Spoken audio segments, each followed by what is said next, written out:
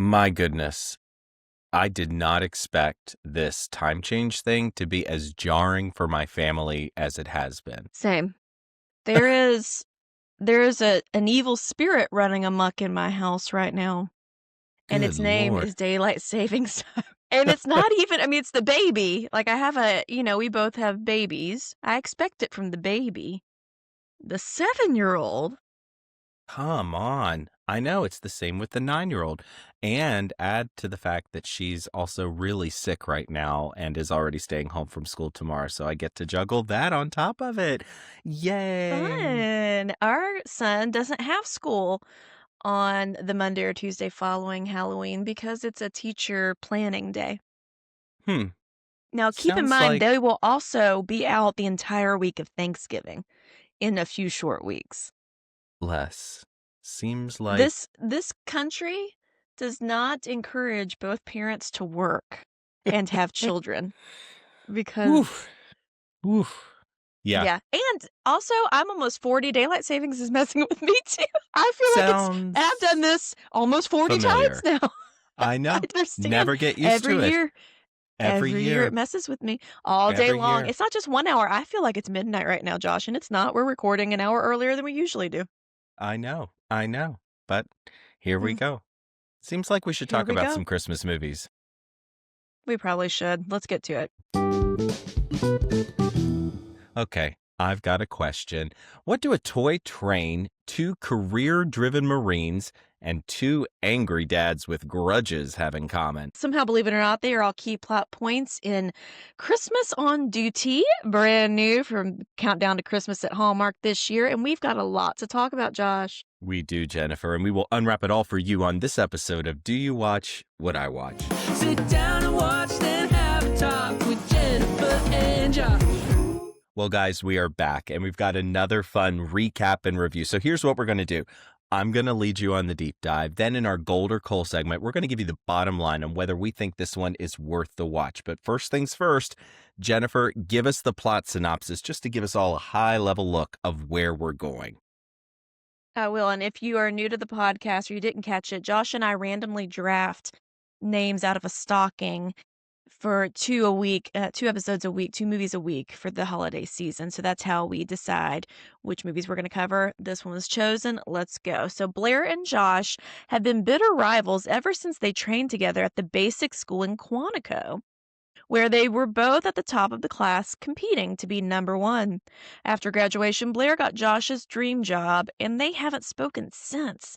3 years later, their paths cross unexpectedly at the base holiday party, where the two get into an argument and cause a scene. As punishment, Blair and Josh are both assigned to Christmas duty, where they'll work through the Yuletide together for 24 hours straight. Let's go. So this one stars Parker Young and Janel Parrish, and Janel Parrish is one of my favorite Hallmark actresses. She did a great job last year in Sugar Plum, so I was really looking forward to this because this seemed like a different role entirely for her. Here she plays a Marine. Last season it was kind of this magical pie in the sky, hero of the story kind of thing. Yeah, very optimistic, very bubbly last year because she was a Christmas angel kind of figure. This year, very straight-laced, very by the book, very buttoned-up military. And Parker Young, I've never seen him on Hallmark, but I'm happy he's here. I was excited. Yeah, he fit the part nicely. Expand our horizons. Yeah. Exactly. So we open to a Marine Corps training and immediately meet these leads. It's Blair and Josh. There you go. Great name. Great name. They are clearly... Did we already have another movie this season with a guy named Josh? We did. We just draft them all over the place. Do you think that the Hallmark execs listen and they're inspired by us so much, or at least you, because I haven't seen any Jennifers yet, Hallmark, but that's okay. Soon enough. This season is young. Exactly. It's clear that there is some sort of flirty tension between these two out of the gate, and they are both contemplating their futures. Now, Blair is at the top of their class and seemingly has her choice of all the options ahead of her and says she wants to make a play for a particular role, but it turns out that's the role that Josh actually wants. He feels some sort of way about that. and references a rivalry that their dads had when they were Marines years and years ago. So there's some history here. They have this little fun obstacle course kind of competition thing. She winds up winning. Their relationship kind of ends at this point on a little bit of a sour note, and we immediately flash forward 6 years. Blair is now a captain in the Marine Corps and very impressive at her job. We get a fun and festive tree lighting, and it's complete with pyrotechnics. This is all happening on, I guess, the Marine Corps base. Is that what it is? Did not serve in the military. Don't know the proper terminology. What do you think? Please forgive us in advance in case we butcher some. It's not out of Yes. disrespect. It's out of pure ignorance on our part. Mhm. Yeah, I would say it was the base. Yeah, it seemed like Let's it. call it that. Yeah. Anyway. Yeah. So there's a very nice tree lighting there. Like I said, some pyrotechnics. And there is also a heavy-handed product placement from USAA. Blair and her dad discuss their plans for Christmas. She wants to train like they always have year after year. They apparently go for a big Christmas Eve hike, 15 miles or something. He's wanting something a little bit more traditional and sentimental. Think baking, think all of the Christmas caroling, gingerbread, the whole 9 yards, that sort of thing. Blair's not so excited about that. Blair lets on that she's taking a break from dating, and Dad is saying that she hopes that she finds love sooner than she thinks. Now we're at a festive party, again at the military base there. Blair chats with the colonel, her big boss, about her career and wants a recommendation for a promotion, and he is not having any of this conversation. She chats with her friend Zoe about a potential ski trip.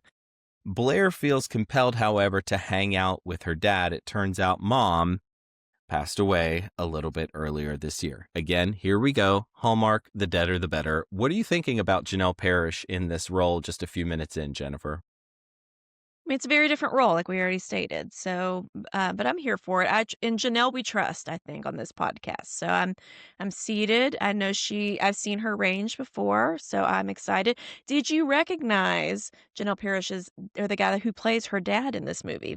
I did recognize him. Couldn't tell you what he's been in before, but I know I've seen him before. It's one of those for me. Well, I probably only recognized him mainly because we just covered a movie he was in. He's Lacey Chabert's dad in the Haul Out movie series. There you go. Okay, that's why it all comes together for me. Thank you for that. He's been in a slew of other stuff, but yeah. We've recently covered him or his movies. So there you go. I liked him in this role too. I think he was a good dad figure. Definitely, and certainly kind of had that military gravitas of someone who's been around the block before. So we're at this party. The colonel decides he's going to introduce the new captain because the colonel's retiring, so there's kind of a shift in power. And what do you know? It's Josh. Blair is not happy. She confronts him. Things get heated. Just as someone happens to be rolling out a very large cake, multi-tiered situation here, the two of them wind up slamming into this cake cart and sending this cake, we see it in slow motion, flying through the air, just bits and pieces and shrapnel of this cake, and they just, splatter on some higher up and his wife. Big oops. Did you see this coming? Did you like this beam-up, this brief moment of peril? Jennifer, coming to you. I enjoyed the beam up. I did not see it coming because I've never been to a Christmas party that has a multi-tiered cake. more of a wedding or a quinceañera or a bat mitzvah or a birthday or something. Not really a Christmas thing, but But you are our resident baking expert on the podcast, Josh. What did you think about it? I was confused by this cake. It's yellow, which seems a little bit off for a Christmas festivity. I don't know. Maybe. Yeah, and that's not a marine color, is it? Not a marine color. Yeah. Have a yellow. No. Now, what does your sweatshirt say? I see something about baking. It says Baking Spirits Bright. This is a sweatshirt that my lovely wife bought for me at Walmart post-Christmas clearance last year. So decided to pull this out. Nice. And, I love a baking montage. So we're Baking Spirits Bright this time of year. I love it. If you're just listening on the pod, go watch it on YouTube. You can see Josh's lovely sweatshirt. Anyway, it's Monday, 0800. I love that they do this with this military time throughout this whole thing. And Blair and Josh are in deep doo-doo in the colonel's office. As punishment, The Colonel makes Blair and Josh work together, Christmas duty, 24 hours straight, and neither is really happy about this. Josh is at home a bit later, working on gingerbread with his dad and unpacking everything that happened at the party. Dad is maybe a bit too angry about all of it for me. He is triggered. Josh's dad is extra Yeah. strict. My gosh. Big time triggered by this old rivalry with Blair's dad. There's another problem, and we can tell it because the music here suddenly turns incredibly sad. I had to rewind it because I wondered, did I miss a dog dying somewhere in this scene? Because it was just that dramatic of a right turn with the emotion here. But it turns out that the roads are very snowy near this military base situation, which they keep calling Quantico, but I don't think it's supposed to be the same Quantico as in where the FBI headquarters is. I don't know. Again, I think forgive there are the ignorance. multiple Quanticos, according to some comments I saw on the interwebs. I think there are There you multiple go. locations. I only know there was a TV show called Quantico that my husband watched briefly. Yes. So that's the beginning and end of my knowledge. But turns out it's snowing big time, and all of the Christmas presents, including the weirdly specific train that Josh's nephew wants, may be entirely in jeopardy. So the stakes are immediately high. We are back at Blair's house now, and Zoe, Blair's friend, is stepping in sort of as a surrogate daughter to do all these traditional Christmas things that Blair's dad wants to do. Dad isn't necessarily so thrilled about it all, but he decides to go along with it to be a nice guy. So Well, he doesn't really know her, right? I mean, he's been around No. her a little bit, but it's not. I didn't get the impression that like Zoe and what's Janel Parrish's character name? Blair. Blair. I don't think Zoe and Blair grew up together and they were, No. tiny tots on base in the preschool or whatever. Like, I don't think he really knows her. So, like, my parents knew most of my friends growing up and would welcome the holidays with them, but not somebody I met now. Probably not, Kind of a rando. Yeah, exactly. Yeah. Josh and Blair arrive off to work for their big Christmas shift. Josh brought decorations, including a blow-up Santa Claus. Blair isn't excited. This was and funny. Yeah. doesn't offer to It's plug funny. in the lights. I thought it was funny too. Really unpacked kind of the tension in their relationship here. Back at Well, Josh's because a lot house. of times, and we've said this before, you see the female character is Ms. Christmas, and the guy is the curmudgeon, like antithesis of that, and like, that we need to be all business. So I like when they flip the stereotypical gender roles of the holidays. I mean, even on TikTok, it's like all these, in my algorithm, it's all these women, November 1st, I'm going to decorate, and the guys have to get the totes out of the attic. But Josh, as we know in your house, you're both equal opportunity down to decorate. Yeah. Yeah. Down for some decorating. All 3 trees are up. Thank you very much. Oh my gosh, already? Already. Yeah. We don't play. And I did, in fact, purchase a 10-foot inflatable Santa for the front yard this weekend at Walmart. It's not up yet. I'm waiting a little bit on that. Got to sprinkle it along. So you have your outline light, your like Eve lights already up, and they're rocking. You have 3 trees up inside. You have the handle, your cabinet handle switched to peppermint sticks in the kitchen. Is there anything else besides the inflatable Santa you haven't done yet? Yeah, we've got a whole kitchen box that we're going to bring down after Thanksgiving. We're hosting Thanksgiving for family, so we've got to hang on to Thanksgiving a little bit, Yeah. Play the part. I have like Play the 2 turkey things I can bring out, but I don't know if I'm going to this year. I did not decorate this weekend. We just took a chill weekend to reset, but I think I might just take Halloween down and go up with Christmas. But that's You impressive. 3 trees. I'm impressed.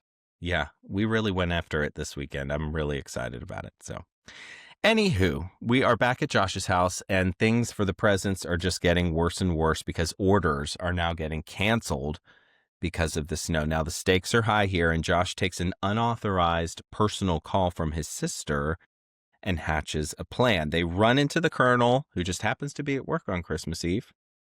Weirdly. Okay. Sure. Yeah, and the that's Colonel crazy hours. authorizes their trip off base, but they're going to have to work together. So the plan is they're going to hop in a military vehicle, hit the road, visit 3 stops, pick up 150 presents, and bring them back in time for Christmas morning. pretty ambitious here. They gather intel on who wants what and have 150 toys to grab, and they're off for 3 particular stops. Now, Josh is playing the role of navigator and DJ.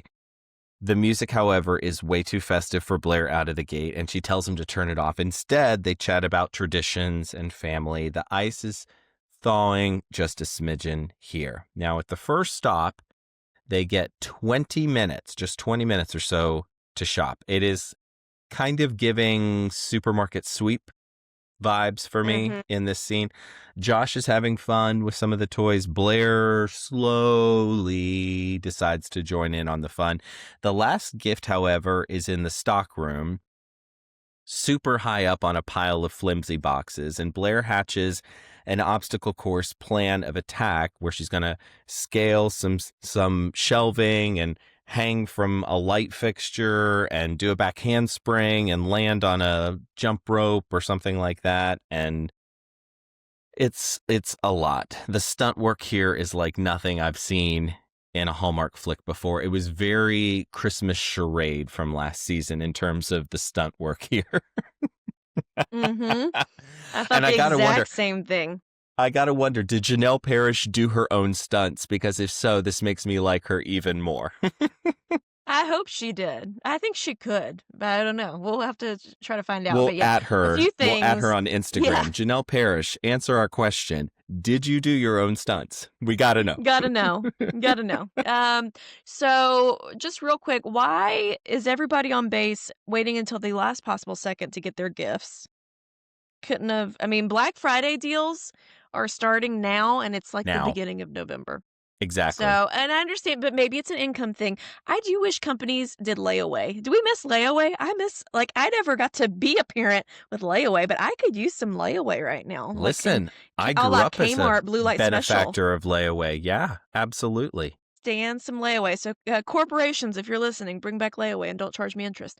Well, and listen, layaway is just good financial sense. You pay for it a little bit at a time, and then you can have it when it's fully paid off. That's really smart. Not to be all Dave Ramsey about it, but that's smart. I'm not trying to pay extra for it. Don't do it that way. And in this economy, I guess I walk it back. People are losing benefits to food, so maybe they had to wait until Christmas hit to get the gifts. Okay, I take it back.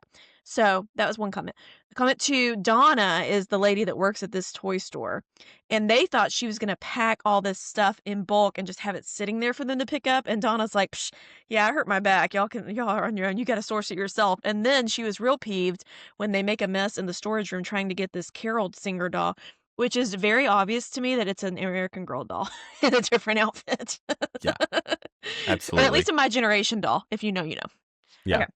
So the stunts here sort of come to a climax when she's dangling from a jump rope, which, okay, you're really smart, Janel, Blair. Why are you going to put all of your body weight on a jump rope? Come on. You're better than that. She's small. She's dangling from this jump rope. Of course, the jump rope gives out and she winds up falling and landing right on top of Josh, and sparks be sparking. Things between the two of them and this whole effort to, collect toys seem to be going well. They pause to check in with their respective dads, and we get this really good side-by-side FaceTime thing happening. Then they're off to the second stop here. This is weird to me because they're going to a place just to pick up just one gift.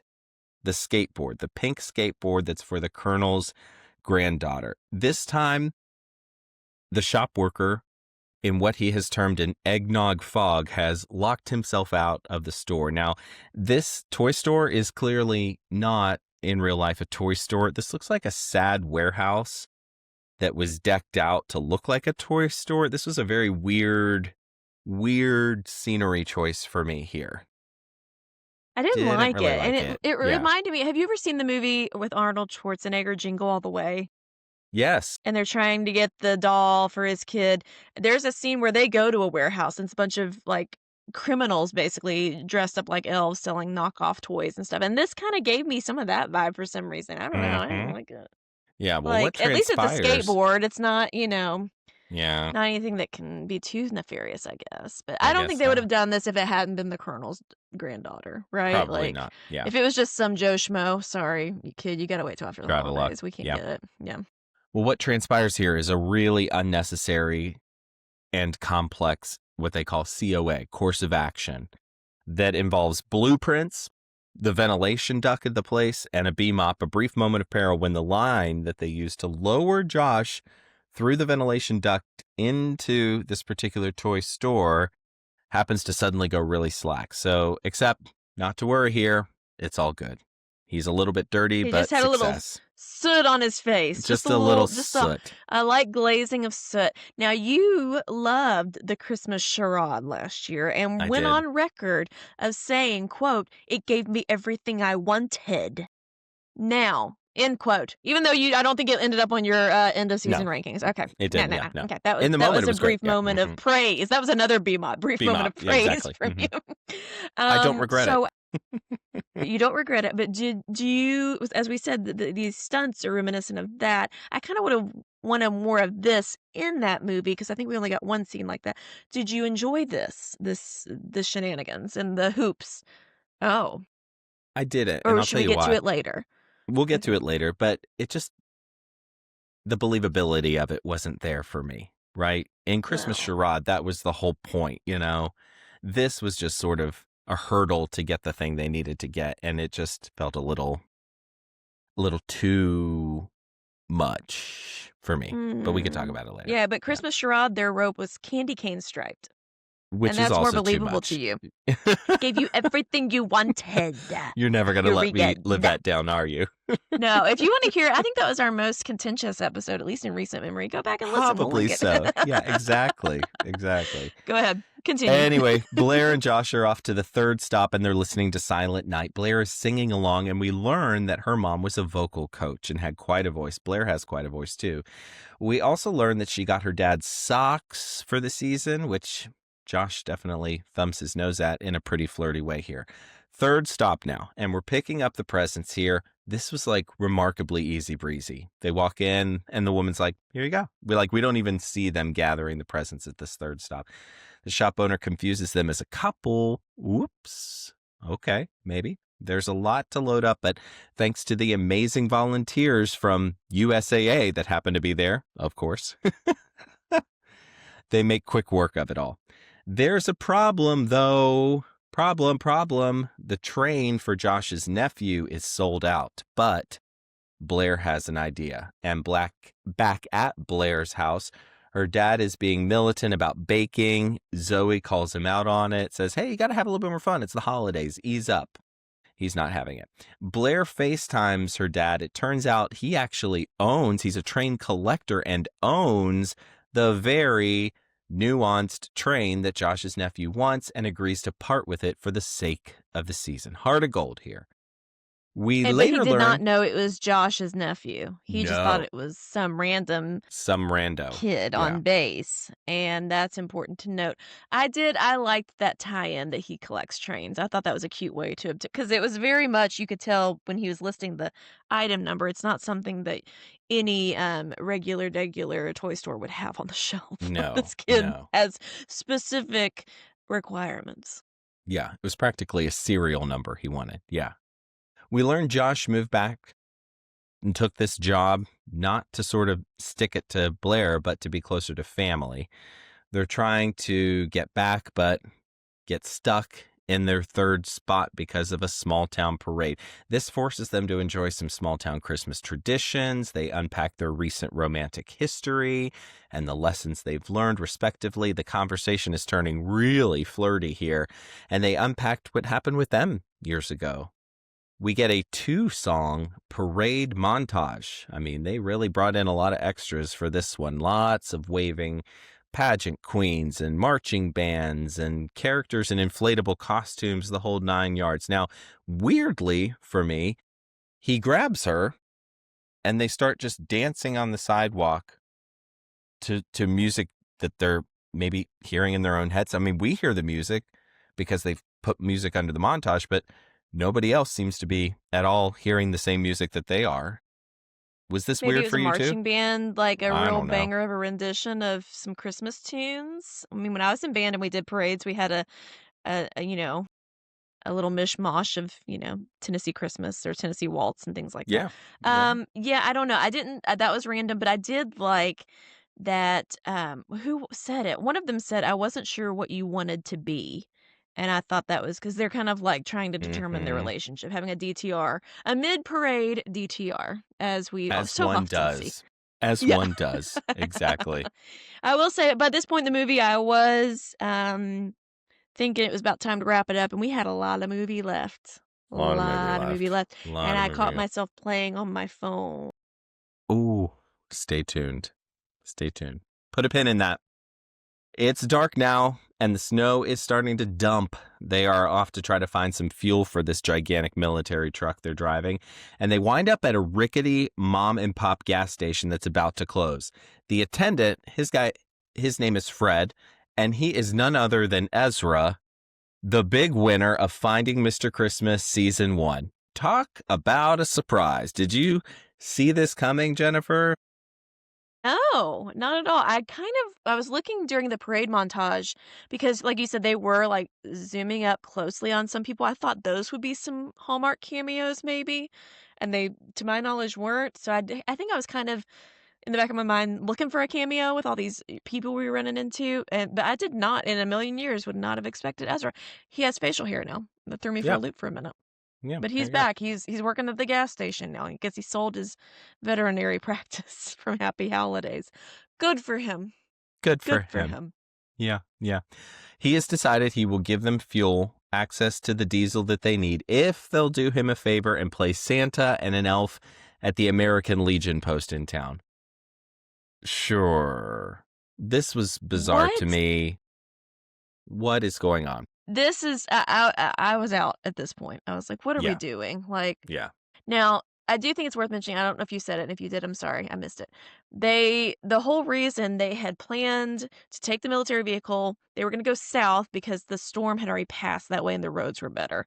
So the fact that now the snow is picking up again, I didn't really understand. I mean, I guess just weather does that sometimes, but Mhm. I thought we'd avoided the weather By snafu going of it this all direction. Yeah. because they made a point to talk about it in the beginning, and then they're like, "No, still, you're gonna get stuck in the snowbank if you're not Yeah. careful." Blair decides that they work shockingly well together, she says. He brushes some cookie crumbs for her cheek, and they wonder aloud what would happen if they hadn't gotten into that fight years ago.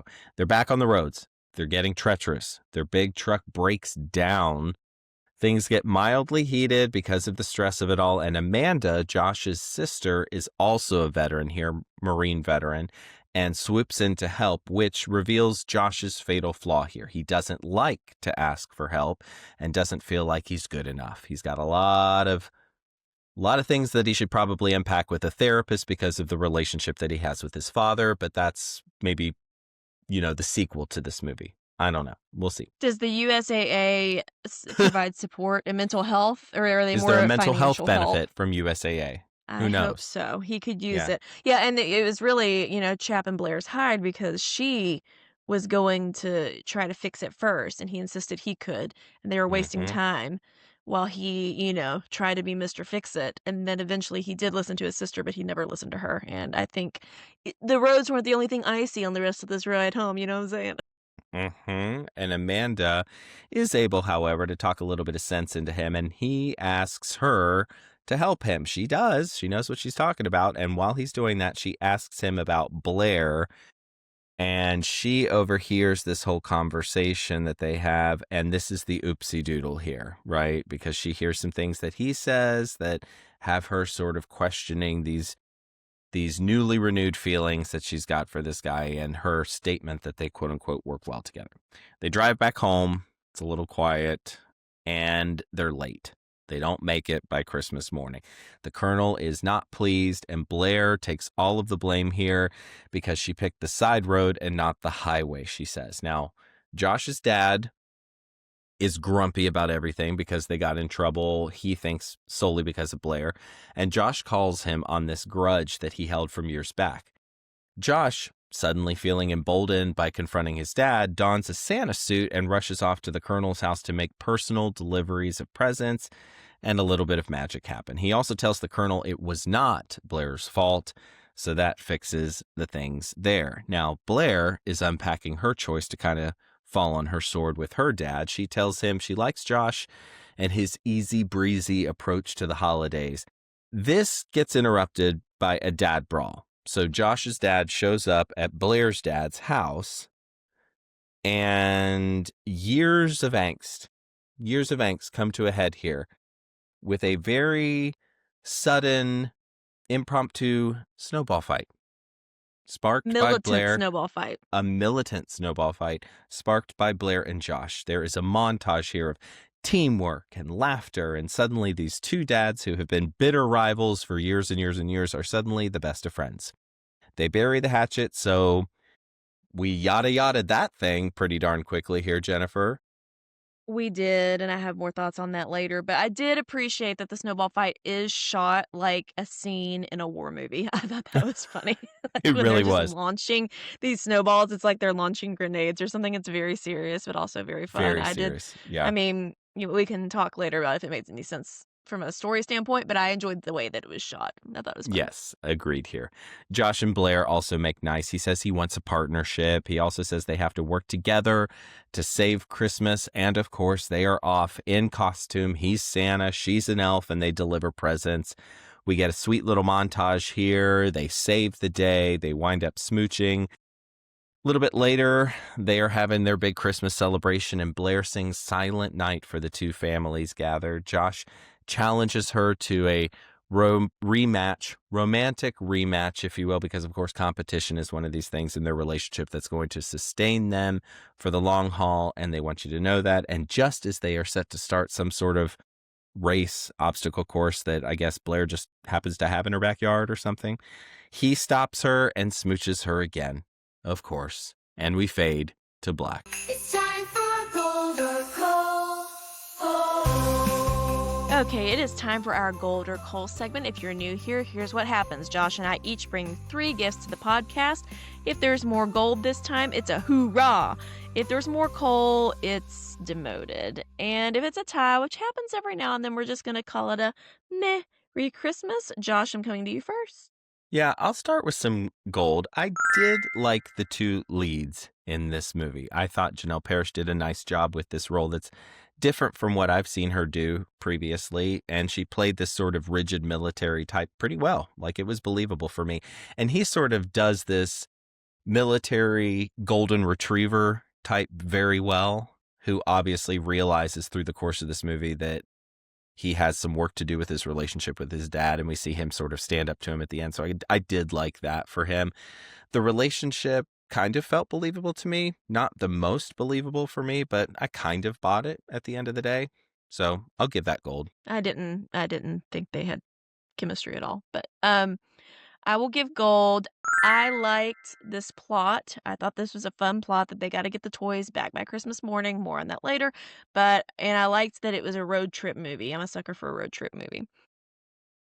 Yes, so that's my gold. Yeah. I will give some coal here. I just thought that there were some really weird choices with the get all the gifts by Christmas plot line here. The timing was always a concern until it wasn't a concern. And suddenly we had all the time in the world for these little detours. Like, we've got this little adventure we need to do here, and we've got this little one gift that we've got to climb up here to get. And then we've got all the time in the world to do this parade and this thing at the American Legion. Like, the reason you didn't make it is because you kept doing these things that you didn't have time to do, and you knew that going into it. So, weird choices. It just sort of made this thing fall apart from a believability perspective for me at the end of the day. So, coal. Yeah, the American Legion thing was like What was that? made no sense. No You're holding sense. out fuel for me because you need a Santa and an elf to help at this event. What were you going to do otherwise, Ezra? You were on your way to the event. What was plan B? You didn't have one. Yeah. Okay, I'm giving Cole sort of adjacent to what you were saying. We're trying to get the gifts back. A, because the colonel is only allowed to check out this military rig for 24 hours, or he'll get in trouble, I guess, which we don't really talk about anymore. And then B, so the kids can have presents Christmas morning. They're late to some extent. I don't remember if they said how late they were, but it was still Christmas morning, seemingly. They get in trouble. They go home to their dads. They presumably shower. They get refreshed. Then he has this heart-to-heart with his dad, Josh does, and then he goes to see her. They have the snowball fight with the dad. Meanwhile, no children are getting presents. They're still rocking Christmas morning with no presents because the presents are sitting on a truck that we've abandoned. What? That was the whole point. And if it was really this, we don't have time to go door to door. I wish they would have done like, okay, everybody in town, come to the middle Come of the to the base, the gathering tree. hall or Yes. whatever. Come to the tree and we'll hand out presents there and it'll be a whole thing. Instead, then after the snowball fight, after we reconcile our dad's, however long generational feud, Romeo and Juliet style, after we reconcile, after we get in our Santa and elf costumes, then we can pass out presents. These kids have been just staring at nothing all morning. What? Yeah. I'm offended. It's holier than a piece of Swiss cheese. Yeah. Just didn't make a lot of sense to me. Yeah. Moldy cheese. It's moldy Swiss cheese that I forgot I bought in my drawer in the refrigerator. We've all been there. Unacceptable.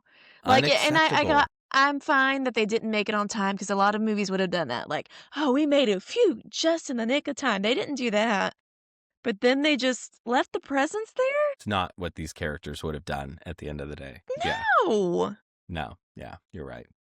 And in fact, what they should have done is had the dads join the kids to save the day. That's what they should have done here. Yes, or bring the USAA back out, and they're tossing presents too. We're making it all. Lord knows we had USAA on contract. I mean, we could have just rallied the troops all the way around. They had nothing else going on. They can hand out some presents. Like, exactly. Well, I want to know what time it was when these kids finally got their presents. They looked like they'd had breakfast, lunch, and possibly a dinner at this point before the presents get there. I know.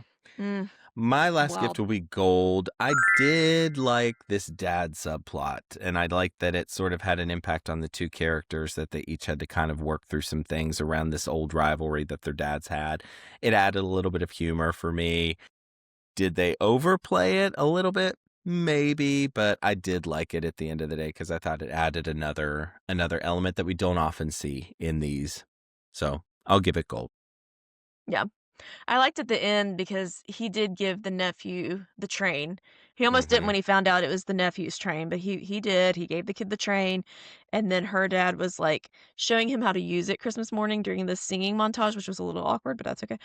And the kid's like playing with it like an actual kid would, and he was kind of like, oh no. Like you could tell he was like trying to like make sure he didn't play too rough with it. I thought it was just kind of funny because dad's still going to be a dad, right? My last gift is Cole, and I kind of alluded to it earlier. I didn't think they had chemistry. I didn't buy it. I like them separately. I didn't really like them together as much. That makes sense. Yeah. It wasn't a home run for me by any stretch of the imagination either, like I said. Yeah. All right. So bottom line here, we had 3 gold.